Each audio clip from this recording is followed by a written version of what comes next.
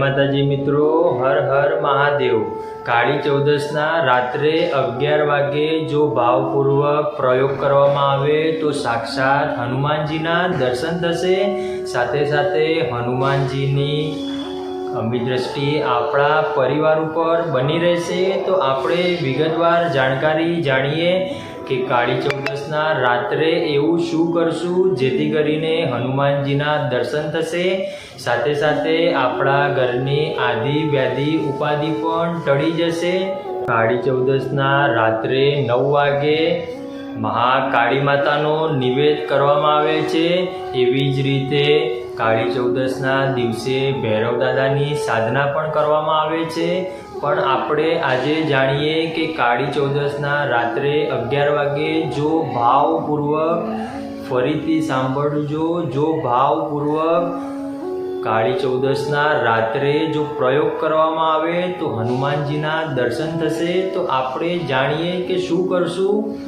તો આ દિવસે રાત્રે 11 વાગે જો કોઈ પુરુષ હનુમાનજીનો ભક્ત હોય કે એના કુળના અંદર હનુમાનજી પૂજાતા હોય અને હનુમાનજીને પ્રસન્ન કરવા માંગતા હોય તો આ પ્રયોગ ભાવપૂર્વક અચૂક કરશો। તો જણાવી દઈએ કે લાલ કલરના વસ્ત્ર પહેરવા, એ વસ્ત્રમાં એક પણ સિલાઈ ના હોવી જોઈએ। એટલે આપણે સમજી શકીએ કે લાલ કલરનું ધોતિયું પણ પહેરી શકીએ। અને 500 ગ્રામ ઘઉંના લોટની રોટલી કરવાની।